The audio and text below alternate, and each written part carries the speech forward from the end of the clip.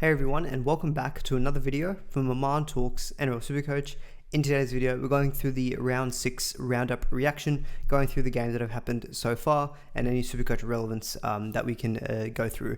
So I'm currently sitting on 879 points, bit of a down week. I captain Gutherson, who didn't go amazing in the end, but we'll get to my team at the very end. I'm also recording this Sunday morning, so I haven't yet seen the Melbourne Storm play or the Newcastle Knights versus Tigers matches, so we'll add those two games to the end of the video. Apologies, couldn't do a live stream, just a little bit sick, bit of a croaky voice, so I had to do a video just so that I can rest in the evening / also edit out any coughing. But obviously, first game of the round was the Dolphins versus Panthers. Very, very surprise result, I think, to many. Not many would have predicted Panthers going 5-peat, but the wrong kind of losing 5 in a row rather than actually winning the comp. So very good win for the Dolphins at the end of the day, 30 points to 12. Hamiso Tabuai-Fidow, very low owned at the moment, scored a hat-trick for 124 points, I should say. Mainly in attacking stats, of course, but I think, look, it's such a stacked fullback position. I think despite the really big score from Hamiso, he's probably going to play Origin as well. He's probably not going to be a consideration when you've got Drinkwater, Teddy, Latrell, Ponga, Gutherson, Pappy. So many good options still in the fullbacks that I would probably rank ahead of him. Averillo, 107, so big score from him, although probably not the norm I think you'd expect from him. Herbie Farnworth, though, 78. He's definitely a gun centre wing to consider. And I think what I probably want to spend more time on in future weeks is looking less at just the team matchup and saying, oh, that's difficult, because Dolphins are going against Melbourne next week, but just looking at the individual matchup. Isaac Tungo and the whole right edge defense for the Penrith Panthers really defended quite poorly. So Herbie Farnworth was able to take advantage, had a try-assist line break pretty early in that game. Work rate probably a little bit down, so looking at 24 plus about 18, about 42 in base power. He's normally actually closer to the mid-50s, but didn't need to, I guess, have as much of that in this particular game. But still, a score of 78 is really good. Coming up against Melbourne next week, but I assume that's going to be the Moses Leo right side edge defense, so might not be the strongest part of the Melbourne Storm. So Farnworth could still be a worthwhile consideration as a trade-in. Also, we'll get onto the Dragons in the next match, but I own Christian Tuipulotu. Some mixed reports coming out about that hamstring injury. Apparently, they cited a moderate strain, which NRL Physio has said is 4 to 6 weeks. If Tuipulotu is out 4 to 6 weeks, I'll probably have to sell, and so we'll be looking for a gun centre. Jacob Kiraz comes to mind, but Herbie Farnworth could also be a consideration.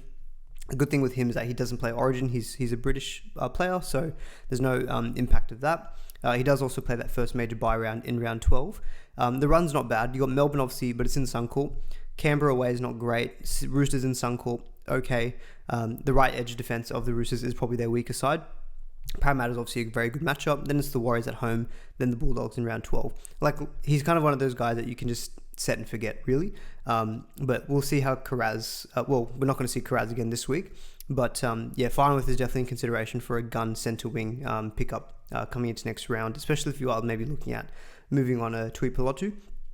Only Connolly Lemuelu scored over 60 otherwise for the Dolphins.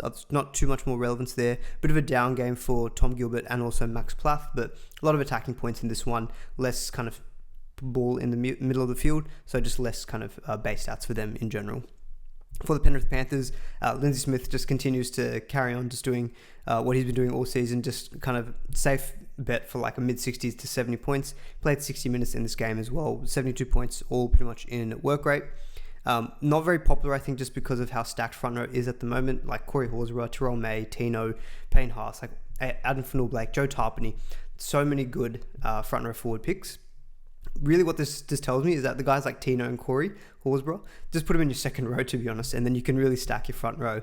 But, people are looking at making moves at fullback still.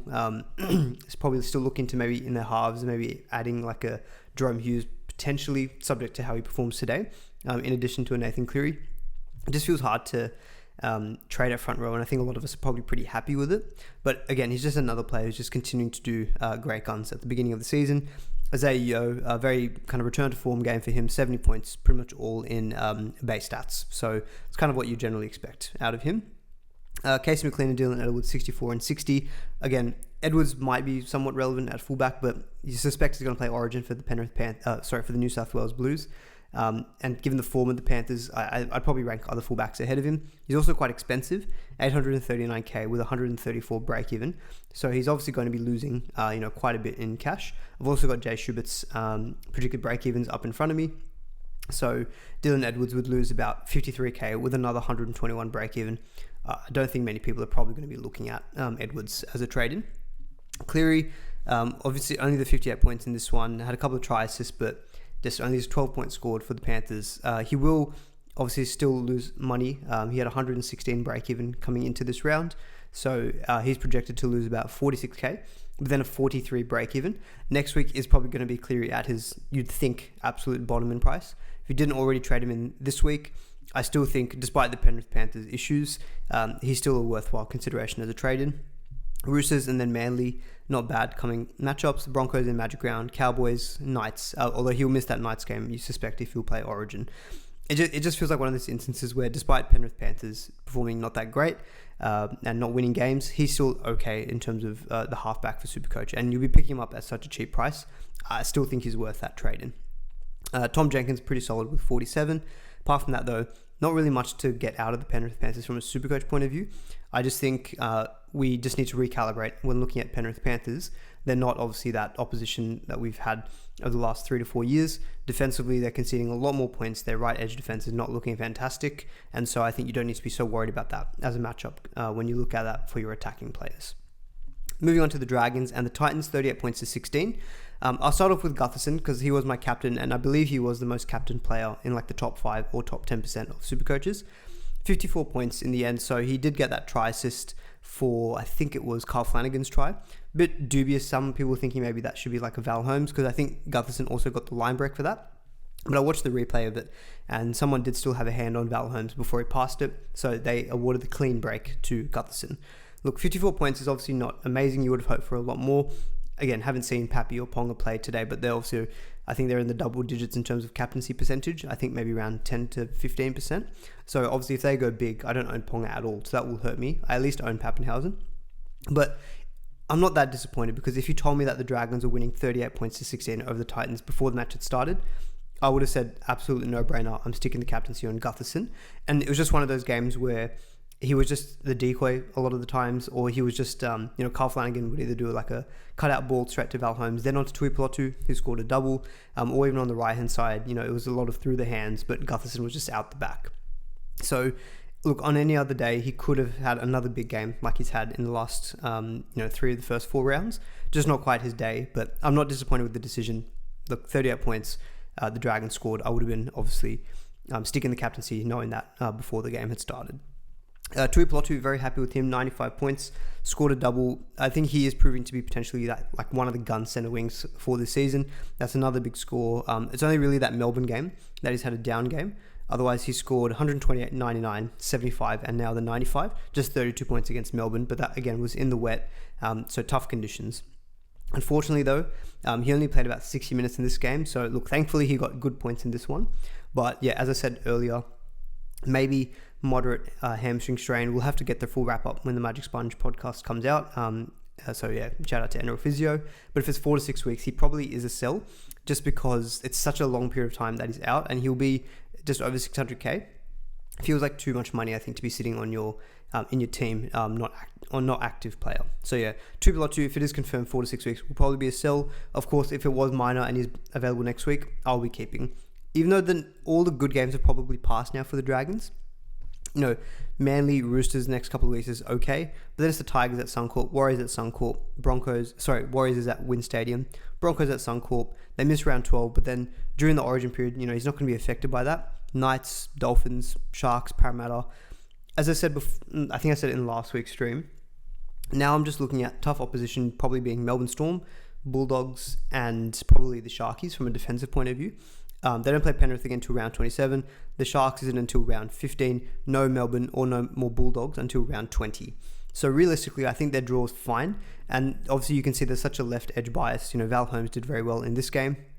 I would like to just hold on to Tuipulotu. I think he's got low games in him, but he's still got 43 base power in this game, something in the 40s. So even without any attacking stats, he would have had an okay score.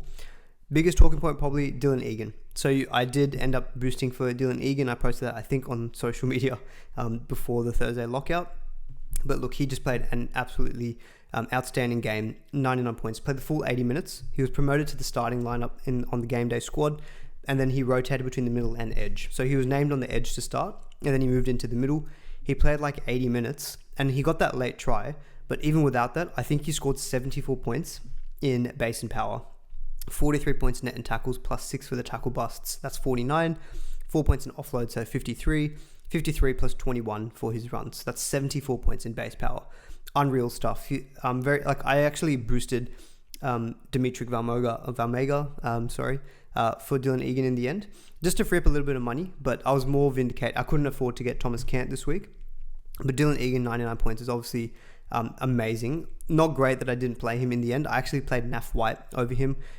I was toying when I saw he was named starting. I was like, oh, could he get better minutes than Naf White? But I just thought, look, I don't know fully what the minutes rotation is going to be. Naf White in the end did play his 52 minutes, which is what I was hoping for. Just his work rate was down in that particular game against the Broncos. So obviously lost out on quite a few points there. But look, I'll cope by just saying, look, I've got Dylan Egan in my team and he'll make me very, very good money. I think it was probably worth that trade in the end, getting him in. He's projected to make 118k with a negative 57 break even. So if you didn't get Dylan Egan this week, that role looks there to stay for him. He looked really good in that 80 minutes. Like, there's nothing really to justify him not getting that same role. He was so good in that game. So you missed out on 118k, but a negative 57 break even. He's still probably going to make another 80, 90k. Plus he'll probably have another negative break even. The benefit is that he got this big game in his third game. So that's going to be in his rolling average for the next 3 weeks. So it's going to keep his break even quite low. So I think if you miss the boat, still a very good trade in at second row. He doesn't play the round 12 bye, but look, he's going to make so much money.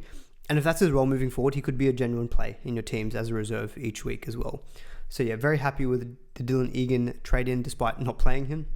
Val Holmes had a really good game, probably is one of the better games I've seen from him in the Dragons in the opening few rounds. Scored 97 points in this one. Look, I think he's also still worth potentially a trade in, especially if Tuipulotu has to be sold if he's out for a few weeks.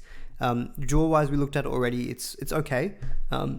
It's not amazing, but he is goal kicking. The awkward thing with him is that you're spending a lot of money, but he will miss games during the origin period.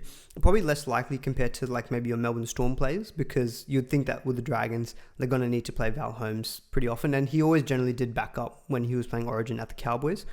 So I'd suspect that you're only going to, he already misses round 12 anyway with the Dragons. So you're not going to actually miss out that game.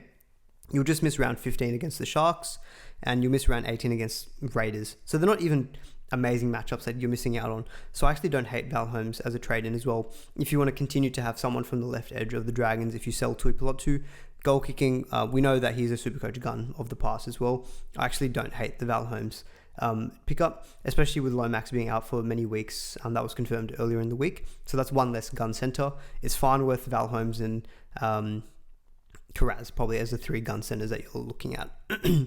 Also wanted to give a shout out to Toby Couchman. Again, similar to Lindsay Smith, he's just been absolutely killing it this season.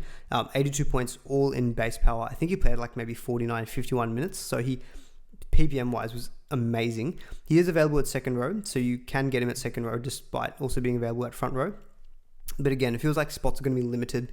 I'm looking at my own second row. I've traded in for Eli Katoa this week. Matty Nicholson, still good option. I think I've got Corey Horsburgh or Tino in my second row. They're not going anywhere. I've got Lockie Hubner making money. I've got Dylan Egan making money. It feels hard to trade in these kind of guys, but they're just, if you have them from the beginning, you're obviously very happy. Look, I can't really say much more apart from he's still a very good trade-in, because this is what he's been doing all season long. It's just about accommodating it, and having the space for him is probably difficult. Jack DeBell on 72 points as well, but how many front row and second rowers can we have? Maybe in your flex, but I know people, myself included, we're going to try to get to 3 gun fullbacks, I think, in that flex position. Not much more from the Dragons to touch on. Quickly on the Titans, obviously a huge game from Fafita, 128 points, played 74 minutes and was starting in this game on the game day squad. So this is the kind of Fafita that you want to be seeing. And I know a couple of people did take the punt on him. and traded him in early. Couple of try assists. This looked like the Fafita of old. Busting tackles, 22 points in tackle busts, 16 points in offloads, 28 points in runs. This is the Fafita with the attacking stats that we wanted to see.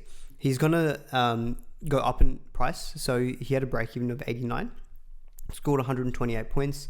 So he's projected to go up about 18k with a 49 break-even. So if you didn't get on Eli Katoa this week already, maybe you're thinking about Eli Katoa next week, you could maybe go against the grain and maybe get in a Fafita. I'm going to assume that he's very low owned. 1% ownership. Fafita at 1% ownership. I mean, congrats if you did trade him in this week, because these are the kind of moves to get you one step ahead of the curve. Because now if people bring him in, they've missed out on the 128 points, of course. Me personally, again, I'm not sure if I have the space to get him in, just because of the way my second row is currently looking. But obviously very good to see that from Fafita. I think I'd probably want to see it again before I just invest. But that's me just saying that personally, just because this is the only good game we've seen from him, I think, so far this year. Plus, I think I'm happy to cop a bit of extra cash growth on him. We've just got so much cash generation across our teams. I think that's not going to be as much of a concern if we wait an extra week. Very happy with Jaden Campbell. Like, if you watch that game, obviously he got some tackle busts in this one. Sorry, I'll just jump back to the all stats. Yeah, like he had 22 points in tackles, but he does feel like Nico Hines of previous years, where he is central to that Titans team. He's the goal kicker. He's got his hands on the ball most of the time on every play or on every set. One try contribution, but he just accumulated stats from everywhere. 21 points in tackles, 22 points in tackle busts, a forced dropout, a few offloads, 17 points in runs, a couple of goal kicks. Like, he feels like Nico Hines of previous years. 83 points without any major attacking stats. That's exactly what I want to be seeing from Campbell. So yeah, very happy with the trade-in from last week. If you didn't already get Campbell, this is a very encouraging performance. He will go down in price because he had 107 break even. He'll be getting to about he'll lose 26k, so he'll be just under 700k coming into next round with an 86 break even. Draw wise, we haven't really looked at it actually for the Titans. It's Raiders at home next week, then it's the Cowboys. Bulldogs is tough. Knights away, Canberra away, then Melbourne. It's an up and down draw. So I won't go out and say this is like an amazing draw, because they do play Bulldogs and Melbourne in the next kind of 7 to 8 rounds. But I think he's shown that like he is a good accumulator of points. Even last week, Titans were woeful and he still ended up scoring like 52. So yeah, not Flanagan, Campbell I think is still a very worthwhile trade in at 5'8". Brimson had a very late try to boost up his score to 73. So he's had a couple of good scores back to back, but I'm not really looking overly at Brimson. I think he is very attacking stat reliant. Campbell and Dave Fafita are probably the ones that stand out for me. Just wanted to quickly mention Beau Fermor. I think he's been a bit of a frustrating own for a few coaches out there, because he's been that guy who just gets shifted to center whenever the Titans need him to, and that just makes his work rate go down. He had a break even of 101, projected to lose about 58k and have another 102 break even. I think he'll be 530k approximately next week. I think if I was a Beau Fermor owner, I'd probably sell. Who to a bit, obviously depends. Is he in your center wing? Is he in your second row? If he's in second row, you've got those guns like Lindsay Smith via duels, Toby Couchman that you could even move to, maybe just pay up a bit more and get to a Fafita. At center wing around the 500s, not a huge amount of options stand out. Maybe like a Marzu if he performs well today for the Knights. But that's it on that game. Let's move on to the Broncos versus the Roosters. Probably Roosters surprise winners in this one, 26 points to 16. Just on the Roosters to start off with, I mean, Tedesco is just looking like the Teddy of last year, just putting out constantly big scores without any major like attacking stats. He did get a try assist in this one and a line break, but I'd always wager that Teddy's good for a line break every game and probably one try assist. 60 plus points in base power, like 26 points in tackle bust is just ridiculous. Couple of an offload and then 31 points in runs. Like you're buying Teddy basically just knowing that you're safe for a 60 to 70 every week. He's not gone down in price as much as we would have hoped. He only went down to 840k and he's exceeded his break even again. So he had a break even of 75 coming into this week. He's projected to go up about 5k and a break even of 78. So I think you're pretty much going to be picking up Teddy at a good price if you went in to trade him in next week. Roosters draw obviously not. It's okay, but we're looking at Penrith next week at home. based on what we're seeing the last few weeks, Penrith is definitely a fair enough matchup for your attacking players. And the good thing with the Roosters, they definitely have a bias to their left-hand side attacking-wise. Like you saw Billy Smith get a double, Angus Crichton scored a try. Sandon Smith did throw a couple of offloads, but that was only on the left-hand side. So they're really, really targeting that edge. And that's the side of the Panthers' defense that was really poor in the last few weeks as well. You can easily see Teddy doing very well in that matchup against Penrith. Then it's the Dragons at home. I think that's the Anzac Day clash. So that is always a bit of a tougher matchup. But look, Teddy's an absolute gun. Then it's the Dolphins in round 9. So next 3 actually look pretty good on paper. Then they have a bye in round 10. So this is going to be the trick, is that I think if you wanted to get Teddy, get him in round 7, because at least you get 3 what looks like good matchups. And that way you can probably stomach that round 10 bye. Otherwise, you probably wait until round 11, round 12. Maybe there's a risk that he plays for New South Wales if maybe Edwards picks up another injury. But if that doesn't happen, you'd think that Teddy would be available during the origin period, and he will probably be must own because the Roosters play every major bye week. They play around 12, 15 and 18. So Teddy's going to be very, very highly owned during that period. Nothing wrong with jumping the gun early when the next 3 matchups are looking really good. Me personally, like I've always been looking at Ponga as my Iongi upgrade. I've got Gutherson and Pappy. Potentially I can maybe move on to Gutherson to Teddy, or I maybe try to create the money to upgrade Iongi to Teddy, but he will definitely be coming in for me at least by round 12 if he's not playing Origin for the Blues. You can see a lot of other good stats here from the Roosters. Nat Butcher scored a try for 80 points. Billy Smith scored a double for 79. So he's firmly on radar, but he will be missing next week actually for the Roosters. So he's picked up a 1-match ban if he takes an early guilty plea, which I assume he will. So he had a negative 10 break even. Jay Schubert has him a projected break even of minus 52. So he'll make good money, but not a trade in for next week if he's missing. I also would advise not to maybe trade him in next week if he's not playing, because I know people might be looking at downgrading the likes of Jesse Arthurs, who we'll talk about soon, or maybe a Shibasaki. It still feels a bit risky trading in a player who's just not playing that week. It's just the thing, and especially with someone like Billy Smith, like, my God, I hope this doesn't happen, but he can pick up an injury. The worst thing would be like he misses a week, you've traded him in, and then he picks up like an injury at training and he's not playing. You'd be absolutely gutted with that. I don't think that will happen. That's a very, very, low probability event. But you just want to avoid those kind of situations and burning trades like that. If he really is the best downgrade, then I understand it. But that would be my suggestion, is if you can avoid it, then I will. But I think round 8, he will definitely be a trade-in for me. I was eyeing up coming into this week anyway. Arthurs to Billy Smith and Shibasaki up to like a Karaz. And I had money to do that. Arthurs thankfully scored 44 before he experienced that HIA. That sounds like category 1, so he'll probably miss next week as well. Good thing with that though is that Arthurs won't change in price next week, so you can afford to just maybe sit him on your bench for a week. Shibasaki had a negative 2 break even, scored 55, and so he's projected to have a break even of 77 and make about 43k. Look, next week against Warriors, they don't have to be must-sold Shibasaki. Like, he loses another maybe 10, 15k. It's not the end of the world if he scores another 50. He's still in the end going to be making at least 260k for us net. So I think, look, Shibasaki and Arthurs are both players that I think you can maybe cash in on. Their good run of games with a lot of games at Suncorp has come to an end now, but the Warriors away is still maybe not a bad matchup as well. So Shibasaki and Arthurs I think can be sold now, but not urgent sells by any means. Back to the Roosters very quickly. So Connor Watson, who I own, very happy with his 78 points. Played full 80 minutes at hooker, which was good to see, and a couple of try assists. Angus Crichton scored a line break try for 76 points. He also picked up a guilty charge for, I think, that forearm to Adam Reynolds, but he's not suspected to miss any game time.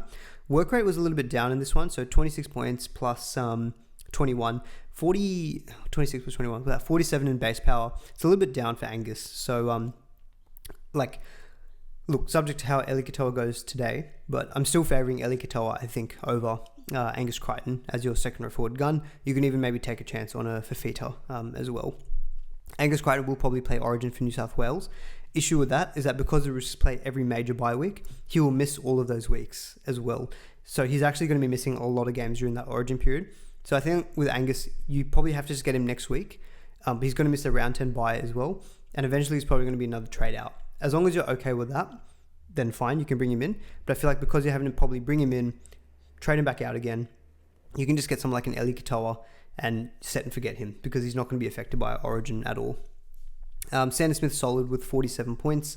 He's going to have a projected break even of 23 and make another 38k. With him, look, you can probably cash him in at any point, but given that he plays all the major buys, goal kicking, I might just hold on to him. Bit of a down game for Su'a Wong and also for Naf White. Let me know in the comments. I couldn't watch this entire game, so I just had to rely on highlights. I saw he played the 52 minutes, but was a little bit surprised that his work rate was so much down compared to what he's been doing in other weeks. But yeah, only the 37 points for Naf White in the end. And Su'a Wong, a bit of a down game, but look, he's still going to make you good money. And he's projected to have a break-even of 21 next week, Su'a Wong. But yeah, a bit of a disappointing game in the end if you traded him in. And Savala, the halfback replacement for Chad Townsend, he had a break-even of 45 coming into this week. Projected break-even of 36. Look, he's actually going to go down 21k. So eventually, if he continues playing for the Roosters, eventually one good score, his break-even will get into the negatives, but not an urgent trade-in. For example, second row forward cheapie, I would still take Dylan Egan, I think, over Savala, despite him going even cheaper in price.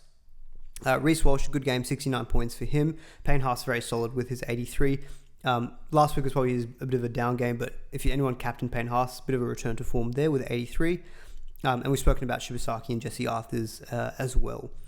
So moving on to this first of the Saturday games, Cronulla Sharks versus the Manly Sea Eagles. On the Shark side of things, so Sam Stone Street with a double 80 points. Tom Hazelton scored a line break try for 82.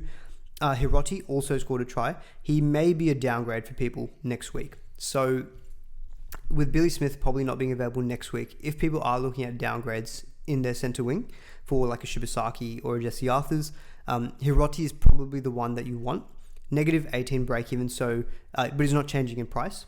Jay Schubert has him projected for a negative 60 break even. The only thing you just have to be worried about is the return of Kale Iro. Hiroti does feel short term because Kale Iro, as per NRL.com, has got a projected return round of round 9. So Hiroti, you'd get price rises round 7 and round 8. You might only get 2 price rises out of him. Versing the Knights and Tigers isn't bad, but you probably just do need to be aware that if you do trade him in, he's probably going to be a very quick trade out again, because Iro, as soon as he's fit and available, he will go straight back into that Sharks lineup.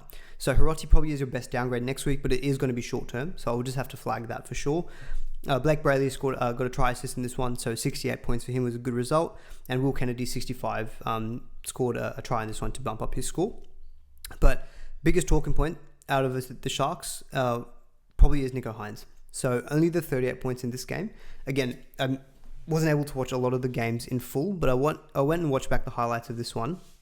And yeah, just what I noticed is that it was really Trindle taking the reins in this one, especially on those last play moments. Like Trindle got a couple of try assists in this one. Good grubber in for Stone Street for one of his tries. I think he may have also assisted the other try for Stone Street. So Trindle was definitely getting his hands on the ball a lot more in those final plays. Hynes was like first receiver in a lot of those, and he was kind of just dishing it off to Trindle. So I think the concern is that in this particular game, really apart from the goal kicking, Hynes didn't have any kind of attacking stats. I think he had a try contribution for Hiroti's try, but that's because Mulatalo got the try assist for that one. So Nicho Hynes, yeah, only the try contribution, a few missed goals as well, doesn't hurt his score. You know, if he kicks some of those goals, he's probably looking at the 45 to 48, which is what he got last week. But now that's 2 weeks in a row where he's really not gotten that big of a score, and he's starting to leak a lot of cash. So he's 762k coming into this week, and his break-even was 127. So he's projected to lose 75k and have another 126 break-even. So he'll be just under 700k, which is still good value. Coming into this round, people were saying, should I do Nicho Hynes to Hughes? And I was kind of against it because I thought, look, you've invested in Hynes. We know that he is a gun player who can put out big scores on his day. And that felt like a bit of a luxury sideways move. Eye test wise though, look, subject to how Hughes goes today, but if Hughes goes and scores another 80, 90 points and looks like, again, the main man for Melbourne, I know Hughes had a 96 break even coming into this week. So a score of like that, he would be around the 760, 770k. So you'd only need to free up 70k to make that move of Hynes to Hughes if Hughes looks good again next week.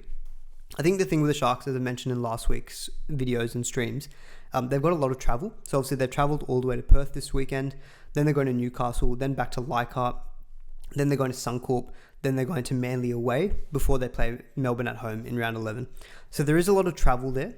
And we know with Melbourne, they've just got a fantastic run. They obviously play the Warriors today. Just quickly looking at what the Melbourne draw looks like. Okay, I can't bring it up here, sorry.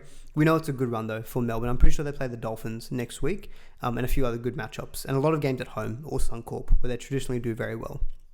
I think if Hughes does well, again, looks good on the eye test. Even if he scores like 60, 70 points, but just looks close to points, I can understand that move because I think it's a frustrating watch with Hines. It feels tough to sell before the Knights and Tigers, but I think you just have to go with your gut instinct in this one, go with your eye test, and he's just not looking like the Hines of obviously previous years. So I can understand people making that move now after watching those highlights and seeing how much of the game he kind of just handed over to Trindle, and Trindle dominating a lot of those major attacking stats when it came to try assists. And Fanua Blake, also a bit of a down game, only 46 points. He came off, I think, with a bit of a minor groin complaint. Physio has posted that he should be okay for next week, but obviously not great if you're a Fanua Blake owner. Originally, I was saying Fanua Blake over Tarpany. Based on how Joe Tarpany went yesterday, I think I'm going to flip that and say get Tarpany instead of Fanua Blake because he looks unreal at the moment in your front row. When it comes to Manly, obviously losing in this game, but I'm very happy with the Ruben Garrick hold.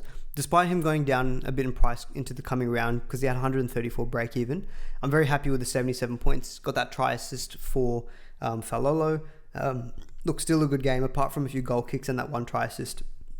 No major attacking stats from Garrick in this one. He is projected to lose about 49k and another 104 break even, but like 77 points, like there's just no like concerns for me. Plays against the Dragons at home next week. Then it's Panthers, and we know Panthers at the moment defensively not great. Sharks again, but it's at home. Then Cowboys away is probably tough, but then this is the big reason why I wanted to hold Garrick. So Manly play all three major bye weeks. They do miss some of the mini bye rounds, so they miss round 16 and round 19. But for those major weeks, Garrick plays because he's not going to be origin affected, and his matchups in all three of those rounds are really, really good. You're looking at Parramatta in round 12. He could be a captain option in that week. So I definitely wanted to keep him for that. Round 15 is at Titans, so very good matchup again. And round 18 was Souths at home, who could be without like a Latrell Mitchell if he plays origin. So the way I looked at it was, yes, he's going to lose some money, but he's a gun center.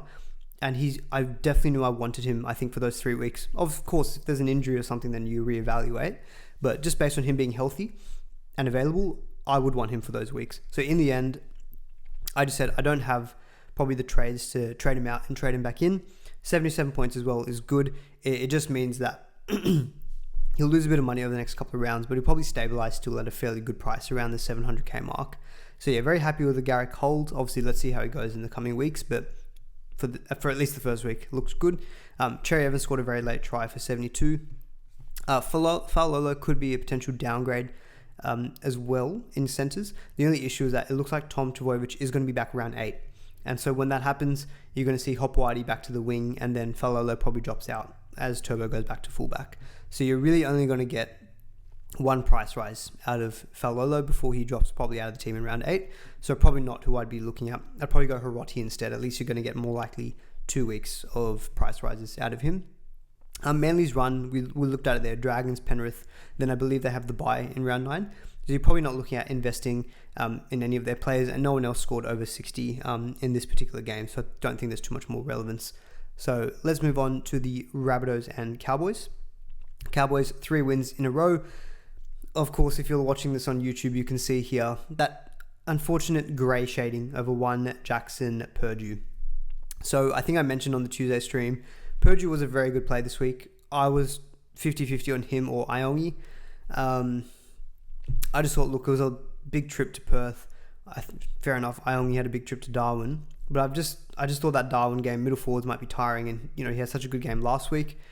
Of course, if I could turn back time, I would have played Purdue and Egan as well. So I think between those two, 210 points sitting on my non-player reserves as it currently stands with Dylan Egan and Purdue.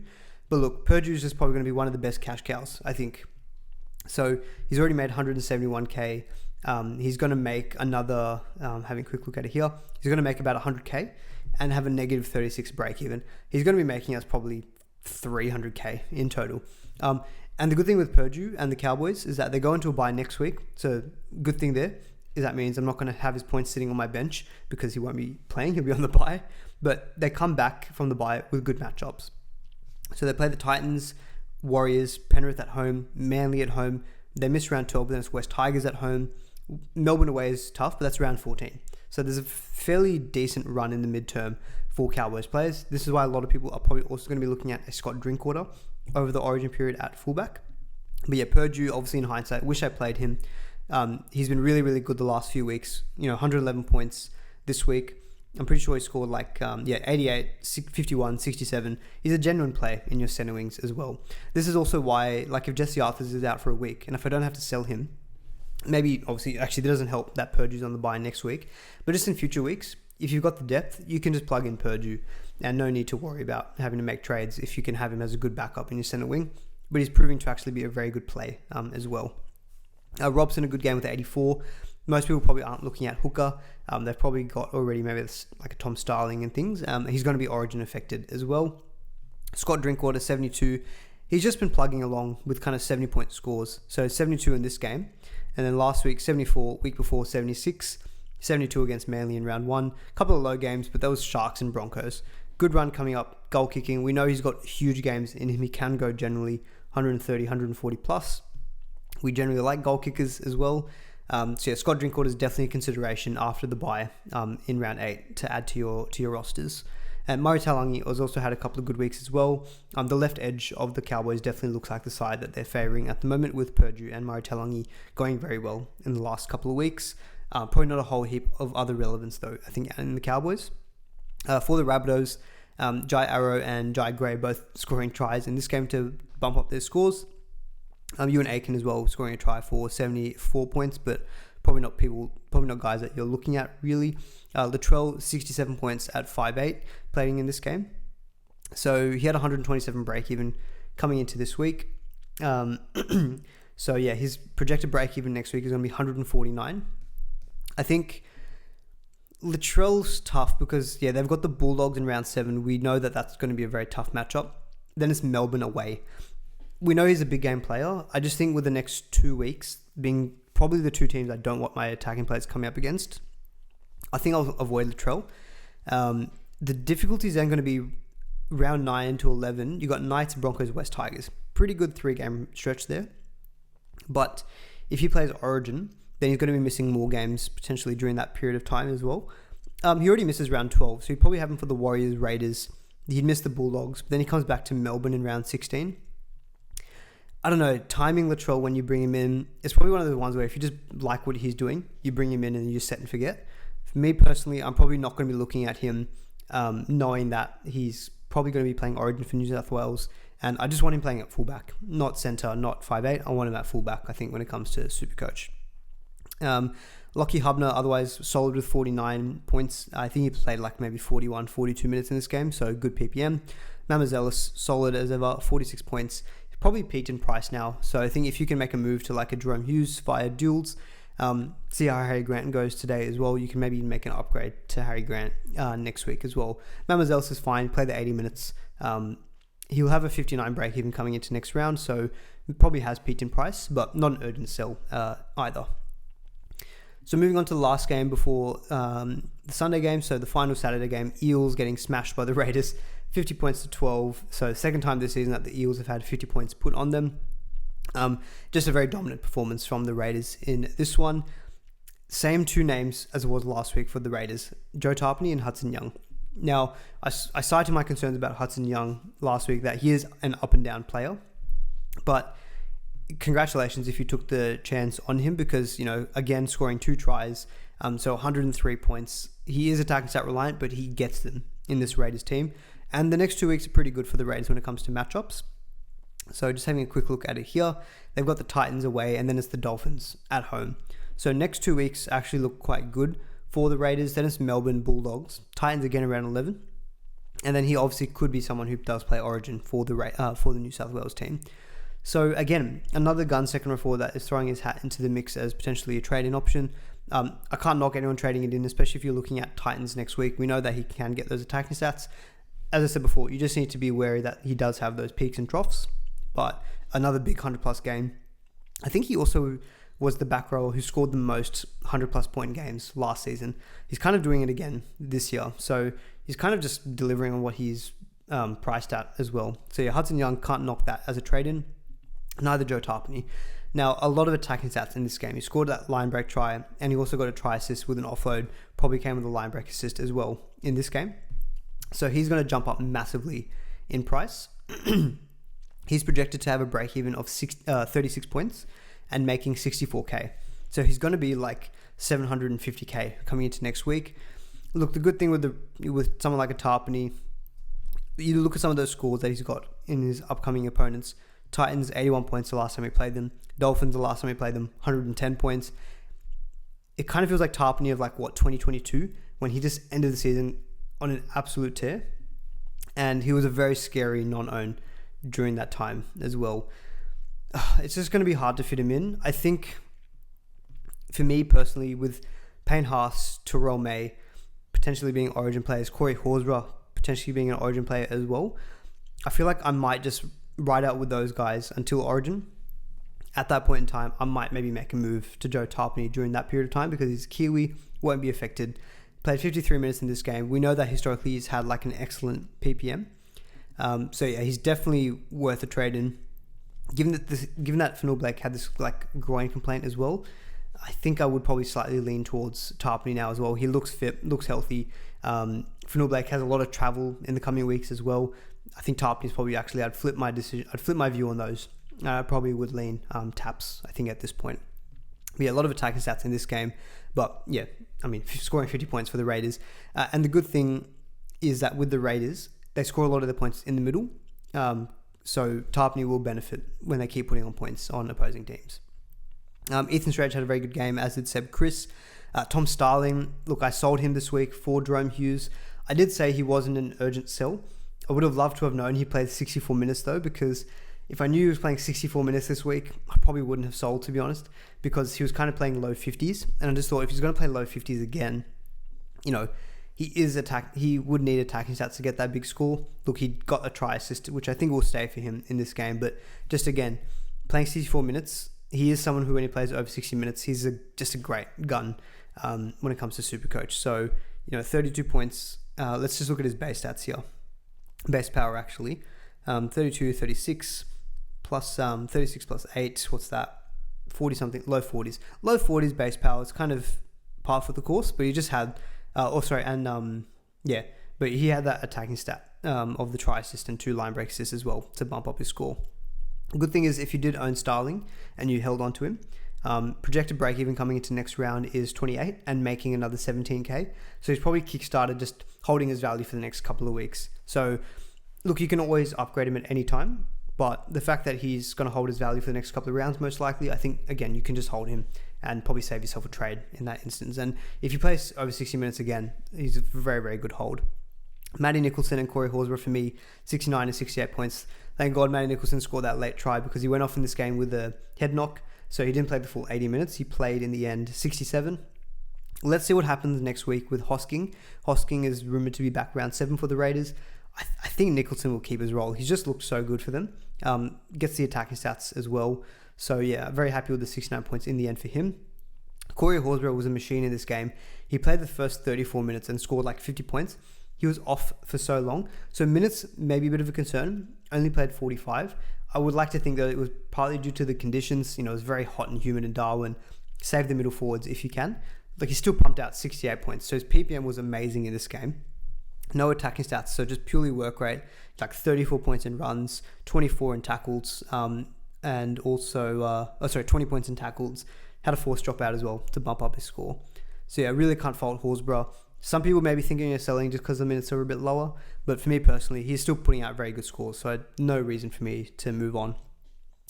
Tamale, a bit disappointing in this one, didn't get any major attacking stats, so 26 points. He could maybe get awarded a try assist. I'm recording this pre-update, so you might see some updates by the time you actually watch this. Projected break even for him is 52, making 30k. But with the Titans and Dolphins next 2 weeks, I think I'd just be holding, at least for those 2 weeks, and then reassess. For the Eels, obviously very, very disappointing result. they've got a bye after round 7, so they've got a bye in round 8. So I don't think people are going to be overly looking at their options. Katonga was the best performer with 53, Penasini 51. I mean, Dylan Brown scored a try early on in the first half and looked good, but then really faded out in that game. So only the 44 points. So his work rate was really down. Had a lot of errors, so minus 6 points in errors. That doesn't help. Jermaine Hopgood, 42 points. I think if you hadn't already sold, definitely just looks like a sell because he's continuing to leak cash. He had a break-even coming into this round of 81. Projected to have another break-even of 81. He's just leaking money at this point, playing a bit of dummy half, which doesn't help with his run stats being down as well. And look, I played Iongi in this game. I just thought the attack stats might be there. I thought the Eels might have turned a corner after last week's result. Obviously disappointing in the end. Hopefully his score is the one that drops out. But when it was a 50-50 between him and Purdue, obviously it's a bit gutting seeing Purdue go and score 111. Probably updates to even more than that as well, to be honest. So Iongi, pretty much only the base stats. Got a line break assist in this game as well, though. But I think with Iongi, so he had a negative 19 break even. Jay Schubert's got him projected for a negative 3 break even and making 43k. I think for me, he's going to be a sell come round 8. I'll give him the game against the Tigers, and then after that, I think I'll probably sell. I just think there's too many other good gun fullbacks. Worst comes to worst, he does play round 12. So it could just be a hold, but I feel like when you've got, you could have Drinkwater, Teddy, Gutherson, Pappy, all 4 of them could be available during the origin period. I just think I'm going to want at least 3 of them, not even counting probably others who I've missed in that equation of fullbacks. So Iongi, I'm just thankful he got that big score last week. He'll make good money, but I'll probably move on, I think, in that round 8 buy. So some of my trades next week might be to plan for that and try to free up a lot of cash to then upgrade him to a gun in round 8. Not much more, I think, out of the Eels. Riley Smith, only the 34 points. While he's playing good minutes, so I think in this game, just having a quick look, yeah, he played 62 minutes. Work rate PPM is just not quite there, I think, for SuperCoach. So that's all the games up to now. Next section of the video will be the Storm and Knights games, and then we'll quickly do a wrap-up of my team as well. So yeah, we'll check in with you all a little bit later. So taking a look at the Melbourne Storm versus the Warriors, very emphatic win in the end for the Storm, 42 points to 14, but 36 of those all coming in the first half. So a bit of mixed feelings about this game, I have to tell you that much. So obviously you would have watched this early part of the video already, and I said a lot of subject to how Jerome Hughes goes, subject to how Hugh goes.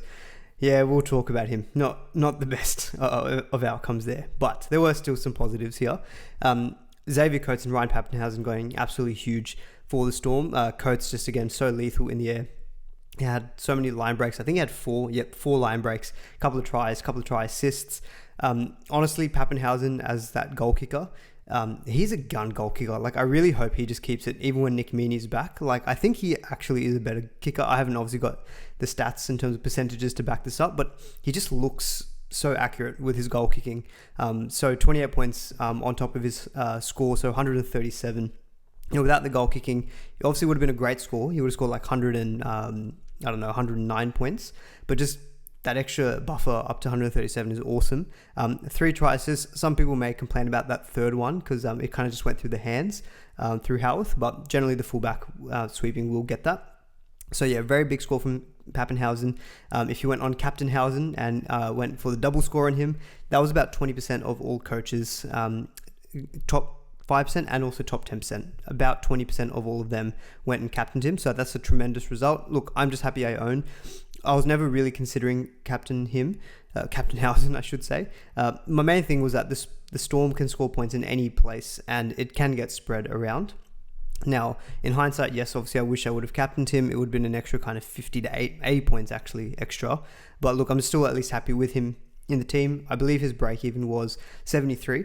So he's projected to go up 54k and have a low break even of 18. We've spoken about the Storm at length in Tuesday's video. They've got an excellent run of games still coming up. You got the Dolphins at Suncorp where they do generally perform quite well. Rabbitohs back at home. Canberra at Suncorp, and then West Tigers at home. It's a really, really good still 4 games coming up. If you don't own Pappy, going up 54k, he's still going to be like low 700s. I still think that is a good price for a goal-kicking Pappenhausen. You want to get on him earlier though, just because the more weeks that you don't get him, the less available weeks you'll have of him goal-kicking, if you assume that Nick Meaney comes back and takes back the tee. But yeah, I really hope that Pappy just keeps it, because he's excellent at goal-kicking, and it just really bumps up his SuperCoach scores. Xavier Coates obviously has gone huge this week. He's 450k, so if you wanted to go him as a bit of a pod, if you were looking at selling like a Shibasaki, he is an option, but he has got low games in him. If I have a look at some of his games, earlier in the season, 76, but then it was 39, 36, 25. The last 3 weeks haven't been big scores for Xavier Coates, but he's obviously popped off massively in this one. Josh King with a try in this one and a try assist, so 91.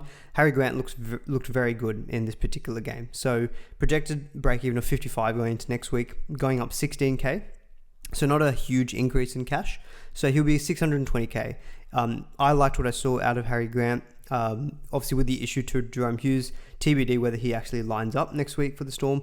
But if you worked for something, for example, someone with a Mamazelis, or even if you did want to move on Tom Starling, even though I don't think he's necessarily a mass sell, but Mamazelis could be. Upgrading to Grant looks really good. I think Grant was running the ball a lot more. He had 11 points in runs, but much more threatening runs. Scored the try without a line break, try assist as well, and a try contribution. 83 points, very good performance from Grant in this one. And, he is probably still going to be the best hooker, I think, in SuperCoach. So, yeah, Grant looked awesome. Grant Anderson backing up another big score with 72 and Sean Bloor with 76. Eli Katoa, look, no major attacking stats, but he got one line break assist, 65 points. Again, the ball just didn't quite go to him. Jerome Hughes not being available for that whole second half probably didn't help things either in terms of his attacking stat potential. It's still 65 points. I'll happily take that from Eli Katoa. He won't change much in price. I believe his projected break-even was in the high 50s.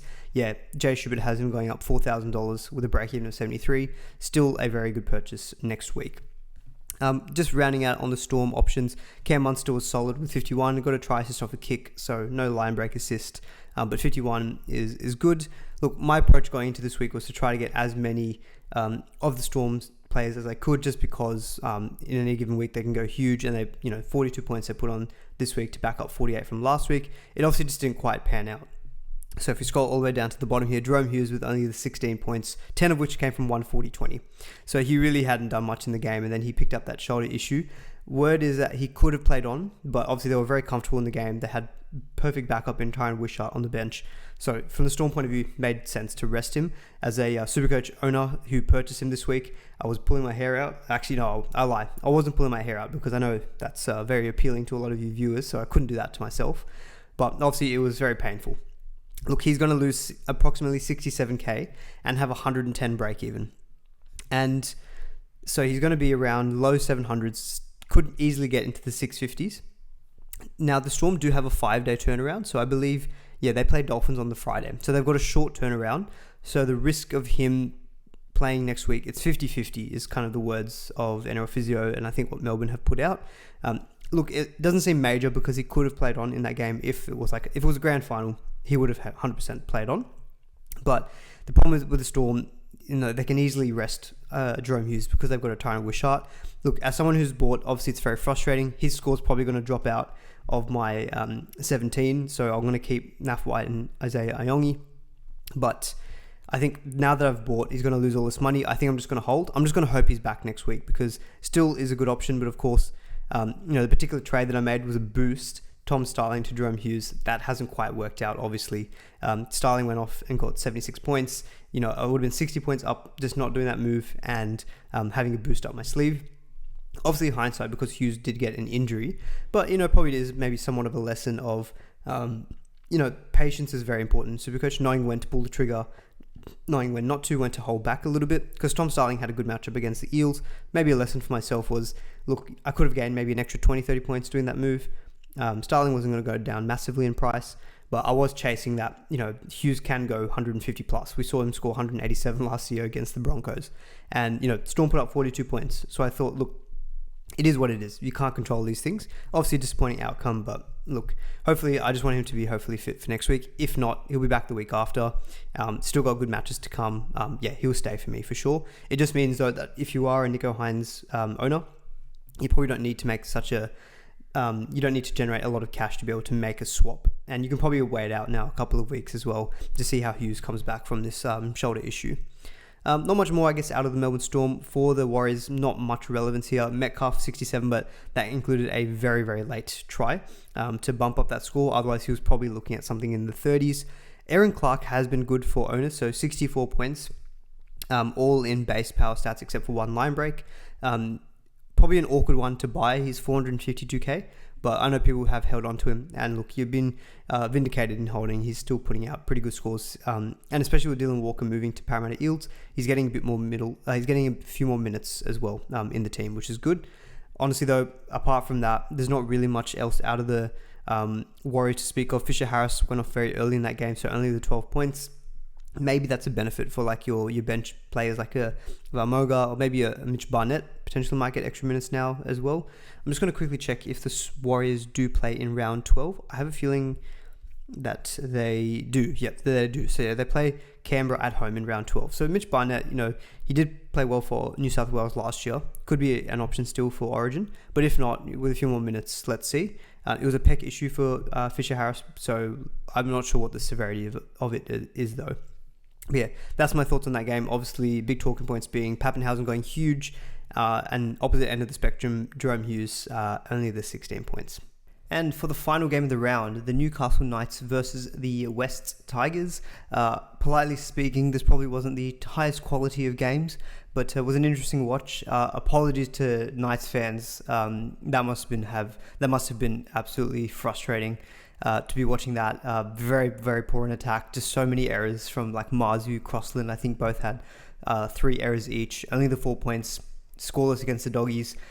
Didn't score many points, I think, against the Titans either. Like, really, really struggling in attack. But a good win for the Tigers. I don't know if this was the case with the Tigers being better or the Knights being that bad. But look, neither team was amazing. But Tigers getting that win in the end. 20 points to 4. Terrell May, just as ever, keeps on delivering. 86 points in 71 minutes. The man just keeps on going. He was 1% captain in the top 5%. So again, we spoke a little bit about it last week about the Payne Haas, Terrell May, which of the two do you regularly captain? I kind of said last week, it was a bit of a hindsight of take, but Terrell May's minutes just seem safer than Payne Haas. He played 71 minutes again, 86 points. I think you can lock him in for 70 plus every week. And after captaining Gutherson this week, it's hard because with fullbacks, you saw Pappy go 137. You still want to be chasing those really big scores, but I'm sure if you're someone who will get to Kalen Ponga, if you've unfortunately captained him, you're looking at these really low scores and you're just thinking, let me just lock in something 70 plus and go to bed sleeping a little bit more peacefully. But yeah, Terrell May, really good. Dream Buller was very good as well, 73, scored a try and I think had a try assist of his own. Stafford Toa also scored a try, but did get a sin bin in a bit of a scuffle with Dane Gagai, so 64. And no one else over the Tigers scored over 60. Look, they put up 20 points, but a couple of them from kicks through the hands. I think 2 of the tries, 1 of the tries, they scored off Newcastle Knights error, so no line breaks associated. So despite putting on 20 points, not many actual kind of bigger attacking stats. Like Adam Dewey, for example, I know he had benefited from one of those tries and scored 47. Seyfarth, a bit of a down game again, scored 37. Look, I traded Seyfarth this week for Eli Katoa, so obviously quite a big upgrade. Happy enough with that move. Seyfarth will go down a bit in price with a 46 break even. And Jay Shipper's got him projected for an 88 break even coming into next week and losing about 7.5k. So probably is someone that you can cut ties with. Even if you didn't buy Dylan Egan this week, Seyfarth Dylan Egan, you're still going to net like 300k or maybe 250k, but make a lot more money in terms of cash generation as well. Dewey spoke a little bit about 47. Luai continues to just be good for the Tigers, but not SuperCoach option. Only the 16 points. Durrell Skelton actually re-injured his hamstring as well. Same one that he was out for a couple of weeks. So he'll definitely be, I think, out for a fair few number of weeks. So just wait and see how long that is for. But if you hadn't sold Skelton already, probably is going to be a definite sell, I think, with that re-injury to his hamstring, unfortunately for him. On the Knights, look, obviously, very, very poor game in attack. On the plus side of things for SuperCoach, Thomas Cant, 56 points, played the full 80 minutes. So again, all in base stats, no major attacking stats. He's solid as ever, 47 tackled. I didn't get in Thomas Cant this week. I went Dylan Egan instead. But, with 56 points, you'll definitely be making some good money off of him. He's projected to make 102k with a -2 break even. So he's probably done his job, even if Adam Elliott comes back into that team and Thomas Kent drops to the bench, or when Dylan Lucas comes back, he's still going to make you at least 150k, you'd think. So he's done his job. Bradman Best 56. He could have been considered maybe a bit of a pod for those maybe selling a Tui Pelotu or making moves in centre, like upgrading a Jesse Arthurs. I just think it's hard to invest in the Knights when they're so poor in attack as it stands. And we'll get on to Kalen Ponga. Obviously, probably the biggest talking point. So look, I feel lucky. So I sold Ponga in round 4, I think, when the Knights had their bye, with all intention to get him back in. But in the end, because of Iongi going so well last week, that pretty much said, you know what, I'm not going to bring Kalen Ponga back in. And so I've lucked out where he's gone really, really low this game. The Knights just weren't finding him in attack. Like, I remember a couple of times when they were on attacking the goal line, a whole set in their 10, 20 meter line, and he hasn't touched the ball once. I'm thinking surely he is the guy that you want the ball in his hands in those key moments, but the Knights weren't finding him. Like, Jaden Brayley would scoop from dummy half and put in a kick for a forced dropout. Good result. But if you're a Ponga owner, you're probably just pulling your hair out in frustration. He just wasn't getting his hands on the ball, and topped off the whole game by missing the goal kick at the very end as well, so losing another 2 points. Like, it was just a bit of a kick in the teeth, that entire performance from the Knights, but even more so if you're a Kalen Ponga owner. So I guess the question is obviously now, 21 points. He had 156 break even coming into this week. He's projected to lose 115k. So he will be getting down to 650k and having 145 break even. He generally could be doing like a Reece Walsh and get down into the 500Ks, which is insane to think about when, like, I was very hot on Kalen Ponga potentially just being one of the best fullbacks in SuperCoach. I started with him. I only sold him round 4 just to try to make other moves. It's a bit of luck that it's turned out so well in my favour so far. And I understand people wanting to sell. The attack's pretty poor. Sharks at home next week. Like, Sharks are a good defence. I don't really want to be playing though my attacking players against them, as you know, if I can. So that looks like a pretty tough matchup. Warriors, I thought, despite the first half drubbing, much better in the second half. That's an away game in New Zealand in round 8. So making a trip over there. Then it's the Rabbitohs in Suncorp Stadium in round 9. That doesn't look too bad in Magic Round. Then you got Titans and Parramatta both at home. Like, it's a tough one because I think when you've got guys like Pappenhausen, who just remind myself on how much he's supposed to be going up in price. I think Pappy's probably going up 54k into the early 700s. With Ponga's price drop, it's probably still only going to be maybe 70 to 90k, I think, in the end, that you're going to have to free up to go Kalen Ponga up to Pappy. But I mean, if I was in that position, I probably would be selling KP to Pappy, while Pappy's goal kicking and while the Storm are just putting like at least a minimum of 40 points on every opponent and the draw is much better. I think you just have to ride the wave at the moment of Pappy. Just do that move. Obviously, it sucks because Ponga is a gun, and you are going to already lose bulk cash coming into this week. But I can understand that. I can understand that move to Pappenhausen, or if you want to move to a Teddy just to get on him early, because that really high break even of 145, he can continue to leak another 80 to 90k next week against the Sharks. He could be just a pick up in round 9 again. Because, look, I think you'd feature in that Queensland team. But if we get enough early news where it's like, actually, Reece Walsh is going to be the fullback, Ponga's not in Origin. Ponga plays round 12 against Penrith, what looks like a decent matchup. And Titans and Parramatta at home just look like very good matchups as well. So I might be eyeing off Ponga in round 9, round 10, but it might be short term because he might be a trade back out during the Origin period. But those 3 weeks do look pretty juicy. But I can understand with Sharks at home and then the Warriors away, people wanting to move off of Ponga because it's pretty tough to take in a very gun fullback position where we've got a lot of other good options, and Pappy feels the natural move, I think, to be making. Marzu got a line break in this game for 52, but was otherwise generally quite poor, had lots of errors. I'm not sure what his break even coming into this week was. It was 88, so he's going to lose a little bit of money. So I'm just having a look here. Projected to go about 30k down in price and a 65 break even. Look, honestly, he feels probably less of a sell because his price is a little bit more awkward. Center's probably a spot where you can hide him a bit more. And if you want to hedge not owning Ponga, if you sell him but keep Marzu, I understand that too. But yes, based on the attacking form of the Knights, I can understand moving off of their options. Hopefully Dylan Lucas comes back soon. The good thing with him is that he's reliant on his base stats generally. He can be a pickup then. But like, I don't have any Knights players at the moment, and happy enough with that, at least for this week for sure, based on that outing, and also maybe in the next couple of weeks, and we can maybe reevaluate in round 9. So yeah, that's my thoughts on that game and all the games covered now. In terms of how I performed, 12-18 in the end, which I think has actually turned out to be a decent score. I looked at one of my leagues with a few content creators that took an average score in that league was 11-24. A few people did captain Ponga, a couple captain Pappenhausen, most people I think captain Gutho, or maybe like a Payne Haas or even a Cleary. So I think 1150 feels around a par score. If you've got an 1100, 1150, you're probably okay. Less than 1100 probably is red arrows. At my rank, which was 562, I think 1218 probably still will see me drop because I left a lot of points on the bench. This is the thing I'm a little bit gutted about. I think overall 12-18 is a very solid week. I'll definitely take that. But if I just made that 50-50 swap of Iongi and Purdue, that would have been another, call it 80 points, and I would have been sitting at close to 1300. Those are the kind of, again, similar to the week I had last week, which was really big and pushed me up into really high ranking. That would have been just another really good week to back it up and kind of consolidate my position. I'm expecting to go down a little bit, but I won't complain too much because don't own Ponga, and 12-18 is still a good score. Jerome Hughes' score actually did in the end drop out. And I own Pappenhausen, who obviously was unbelievably good today for 137. Across the board, I had a lot of good players like Campbell, 83, Tui Pelatu and Garrick, 95 and 77.